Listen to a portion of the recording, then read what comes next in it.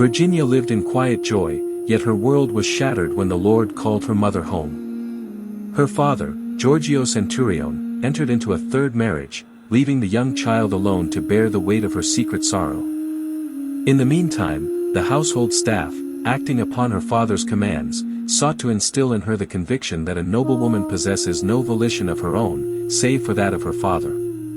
When Giorgio deemed his influence complete, he summoned her, declaring, "Virginia, I have betrothed you to Gaspar Bracelli." These words struck her like a blow, plunging her into profound grief. Yet, despite his tender affection for her, Giorgio remained steadfast in his resolve. Gaspar Grimaldi Bracelli possessed both illustrious lineage and vast fortune. In keeping with the grandeur of their station, the nuptials were prepared with exquisite opulence. Gold, gems, and rare silks were brought from afar, alongside the most delicate lace and embroidery. As 1602 drew to a close, all was prepared. Virginia finally permitted her hair to be dressed and her countenance adorned. Yet, she would not depart until she had sought a divine blessing before her crucifix.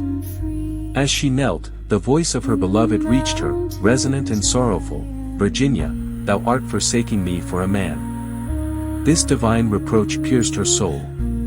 She wept so bitterly that her tears drenched her bridal attire, and she became oblivious to the ceremony awaiting her. When the anxious ladies-in-waiting discovered her, she was still clinging to the cross. To their inquiries, she simply replied, "For having traded God for a man."